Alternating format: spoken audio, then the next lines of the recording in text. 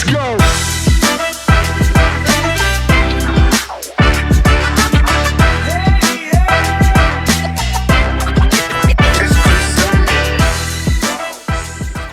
Welcome to the Wood Shop, everybody. This is episode 3. We're going to be talking about how what's the importance of building a good quality team. I'm your co-host, Chris Parker. Jean-Luc Parker.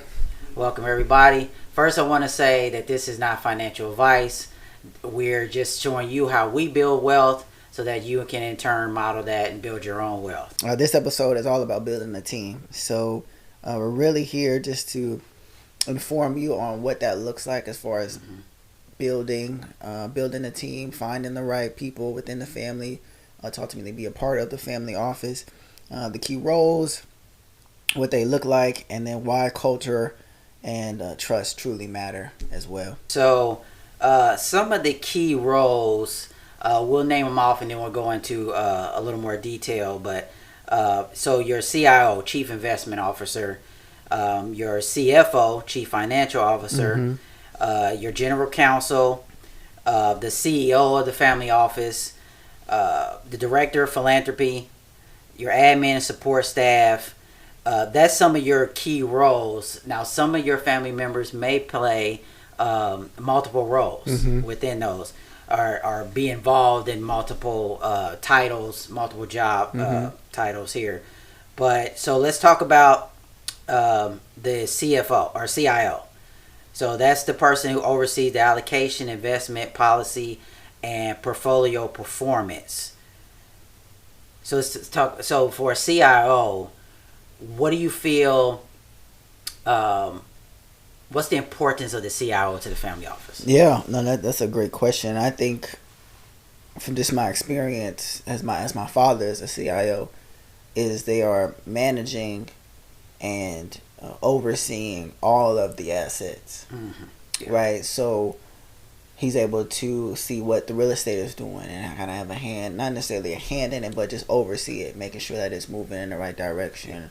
Also the crypto and the Forex, and then ultimately the different healthcare things that we have going on. It's just a person who has a hand in all of the assets so that they're able to make sure that these assets are moving in the ways of the family business, if this makes sense, in the ways of the mission that we talked about in our last podcast, in the ways of the vision, and the ways of what ultimately the family office is organized and driving towards. Yeah, that 50,000 foot view of all the investments as a whole. We use a dashboard that lists all of our investments on the dashboard, what they're currently worth, and some of those, obviously, like the crypto, the stock market, those investments go up and down every day. But your real estate ones only move when there's a sale or something to that effect, or a change in that area of value. But yeah, it's that person that's, high up managing that overall look. So so Chief Financial Officer, obviously that's the person that has their thumb on the liquidity of things, the money. What's the money in the account, all the money we have. And also a little bit of the CIO's job, because they need to know what everything is worth, because that's ultimately what your AUM is, which is assets under management. Also, so ultimately they know what the AUM is worth, how much money's on hand, which is what we call liquidity, and that kind of thing. And then paying the bills, the liabilities and expenses and all that kind of thing. The CFO, that controller, is in charge of everything. And in some large family offices, there's a CFO, and then there's multiple controllers underneath those people that do that. And we're going to talk about here in a second about the external, because some people use external services for that. Yeah. What about a CTO, Chief Technology Officer? What they do? So some family offices are very involved in technology. So like we're very involved in technology. So I'm the CTO, and my job is overseeing not just technology investments, but the technology that we run on as a company ourselves. So if something goes wrong with the email, everybody's looking at me. Something, Teams is down. That's usually not my fault. That's usually Microsoft. But, something's going on. Any technology that needs to be implemented, any databases, anything like that, I have to be involved in that kind of thing because I'm ultimately in charge of that technology aspect. That's good. So yeah, we'll go into in-house and outsourcing, these types of positions and roles. So ultimately, when we're in-house and we have a family doing this particular role, as we mentioned, well, when we get into the next segue here, because we're more of a hybrid model, we're moving towards that. But in-house, full control and long-term alignment, and it ultimately costs a little bit higher. When we get into salaries and compensation, we'll be able to articulate that. But when you have in-house, of course, you're having to pay, your family to do these jobs. Everybody's getting a salary. Everybody's getting a salary. And then outsourcing these expertise, of course, it's a little bit more flexible, a little bit more cost effective, can scale up or down. But at the end of the day, we talked about in our last episode that relationship, right? It's a little bit harder to go on a relationship with somebody who's outside of the family that you're trying to do outsource work with, because they may not be able to be on those particular meetings, and they may not be able to do the vacations. They may not be able, you might not have access to them as if you would have access to a family member who's doing it in-house, that you would need to garner that relationship and really build it up to make said role, or to make that relationship what it would need to be in the long term. Mm-hmm. And then the hybrid model, as I mentioned, this is where we are focusing ourselves to be, is keeping the leadership in-house, and then outsourcing specialties. Yeah. So like we have a tax person, right? And we're looking at implementing this person a little bit more in depth the further along that we go on. And then we also have legal counsel that we have outside of outside of our family office, which low key, I'm about to be going to law school here in a little bit, so that might actually be me a little bit. Yeah. But, hey, if you have the people internally, it should be internal, and that's our view of it. If you have those people internally, it should be internally, because like you said, you have access to those people at any given time, and then that they're going to have your core values at heart. But if you don't have that expertise, definitely go outside, because you don't want to just shove somebody in there. Like, oh, we need legal counsel. Well, George, you up. Do legal counsel. George don't know what he's doing, kind of thing. And then you get into trouble, right. So you don't want to do that.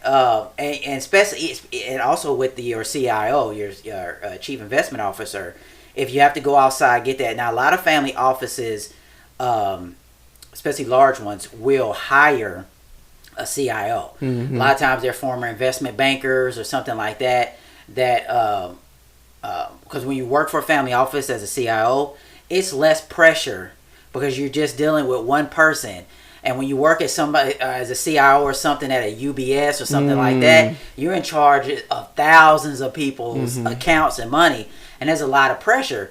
So you will see a lot of former investment bankers and people in charge in those big investment firms move over to the private sector. Well, that's private too, but move over to a family office type of setting, where they're just controlling one family's wealth.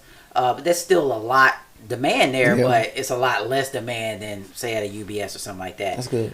So yeah, people go outside. I advise you to go outside. Or I wouldn't advise. I would say, if you're doing a hybrid model, don't be afraid to look outside and bring that expertise in and pay for that. Right. That's good. That's good, Chris. So of course, you know how we do on the wood shop. We go biblical. Yep. So while the Bible does not explicitly mention the modern concept of a family office, it does, however, offer numerous principles on wealth management, stewardship, and ethical use of resources that inform us, such as practices. So when it comes to choosing the right people to be involved in the family office, we see that our Lord picks and appoints positions, and he picks and appoints divine rulers, right? We see this as he specifically picks certain people for different assignments and tasks. So we see this from Abraham to Christ. Abraham was selected from his family to leave his family and go into the land of Canaan, right? To be the beginnings of a generation, to be the beginnings of the nation, right? For him to bless him. And then, of course, we ultimately see this within Christ. Christ is the Son of God, thus he was picked to come down here and be our Savior, right? And then we also see this with Paul, too. Paul on his road to Damascus was picked by the Lord to be the one to preach the gospel to the Gentiles, right? And we also see this specific scripture, 1 Samuel, and this is going to be chapter 16. We see that the Lord selected David to be king of the Israelites. Yep. So we're talking about divine selection and an appointment for positions, and this is the type of mindset that we need to have when we are wanting to pick said people for these positions within a family office, right? And then ultimately, when it comes to this, and this verse is in 1 Peter 9:10, and it talks about how we are chosen by God to be a peculiar nation, to be a royal priesthood. So when we are moving in this, knowing that as individuals who have received this revelation of who Christ is, we are chosen by Him to be in relationship with Him and ultimately establish His kingdom and His covenant here on this earth. So again, having this type of mindset, knowing that the Lord moves in this way when it comes to the people that He, I don't want to say does business with, because that doesn't necessarily sound right, but when that He wants to be in a relationship with, right? There is a certain selection. There's a certain movement that is done with because it's important, right? And we know that this is important who we select to be the CIO. It's important who we select to be involved in this family office, because ultimately, again, as we said in the beginning podcast, this is not even for us. This is for the next generation. This is so that wealth can be preserved and that we can continue to have this legacy generation to generation. And if you pick the wrong person, it destroys it. It only takes one. Only takes one. This is one of the reasons why Saul got the spirit taken away from him, because he was acting up. He was wilding. That's why God had to pick another person. Yeah, it only takes one to destroy it. So ultimately, it's important for who is starting the family office, you or whoever is starting that family office. It's so important that you pick the right people. And that doesn't mean every family member is going to be involved. You know, you could have 20 or 30 cousins and, you know, big, large family, and not everybody can be involved, especially in the beginning. You know, you're picking those few people that you know are very like-minded, like you, want to achieve. We have a lot of cousins. Not everybody's involved. In fact, we only have one cousin involved at this point. Because he's like-minded like us. So it's that important. And don't feel ashamed because everybody's not involved. Everybody can't go, you know. So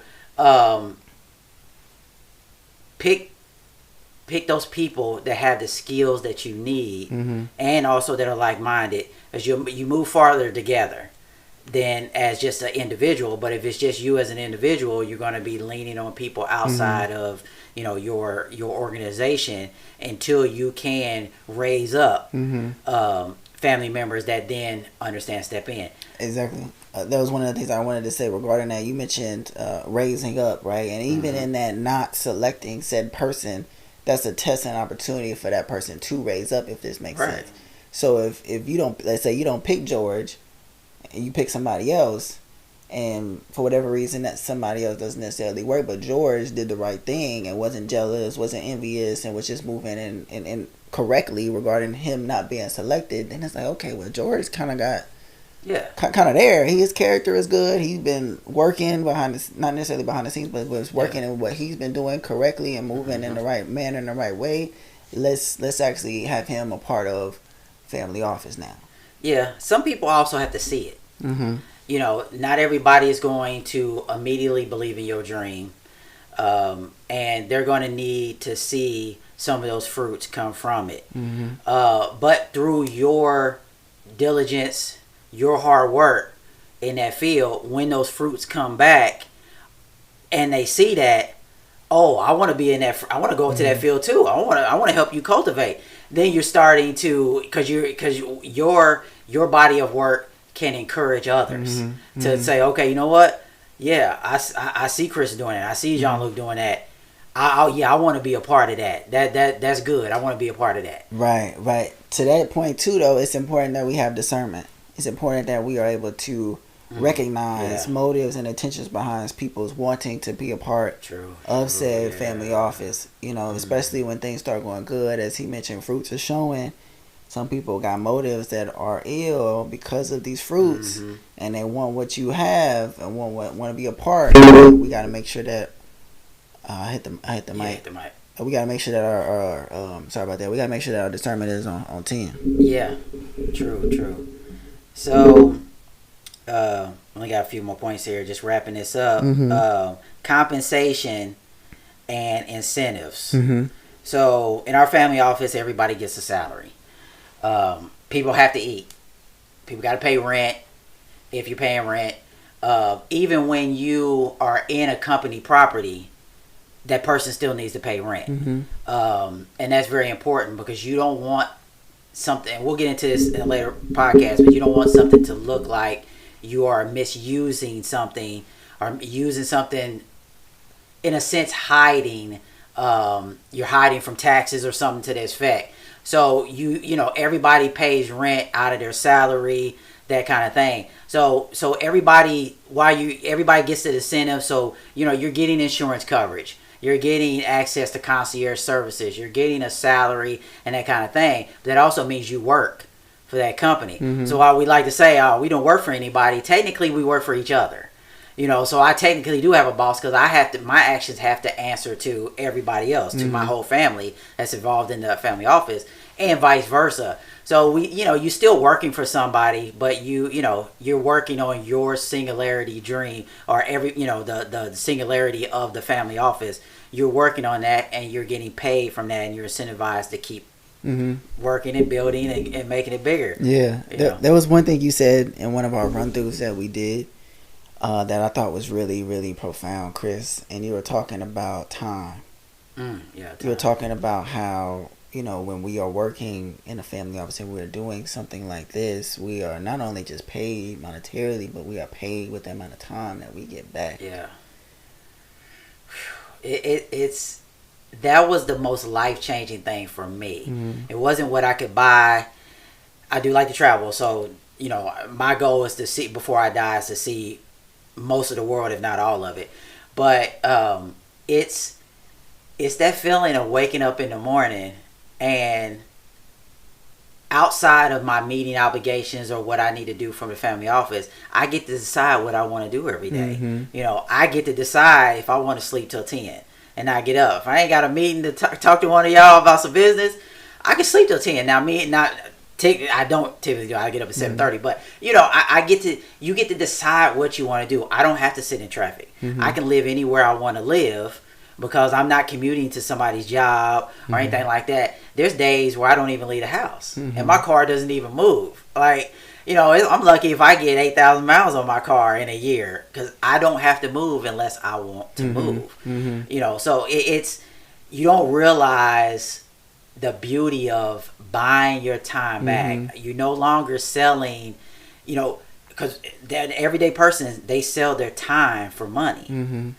And so we don't do that anymore. We don't sell our time for money. It is a beautiful feeling, and everybody should feel that, because God did not put us on this earth to slave and work for somebody their whole life and die broke and die destitute, you know, and be poor.